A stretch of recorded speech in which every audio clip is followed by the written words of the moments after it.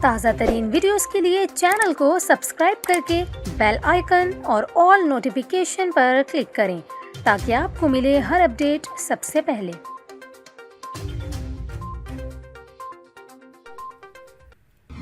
اور ابھی آپ کو اہم خبر دیں، chairman P T I Imran Khan پر قاتلانہ حملہ کرنے والے ملزم کی اہلیہ کا بیان بھی سامنے آ گیا ہے۔ سابق وزیر اعظم عمران خان حملہ کیس میں گرفتار ملزم نوید کے اہل خانہ سے پولیس تحقیقات جاری ہیں۔ آپ کو بتائیں، ملزم نوید کی اہلیہ نے پولیس کو بیان دیا ہے کہ وقوعہ کے روز شوہر مجھے دھونکل میں واقع اسپتال لے کر گیا تھا۔ ان کا کہنا تھا کہ موٹر سائیکل پر ہم پی ٹی آئی کے استقبالیہ کیمپ کے قریب سے گزرے تھے تو استقبالیہ کیمپ میں اونچی آواز میں میوزک بجانے پر شوہر کو غصہ آ گیا تھا۔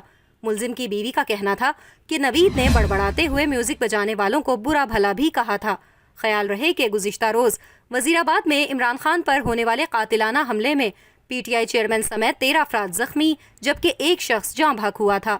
لانگ مارچ میں شریک افراد نے موقع سے ایک شخص کو پکڑ کر پولیس کے حوالے کیا تھا جس کی شناخت نوید کے نام سے ہوئی۔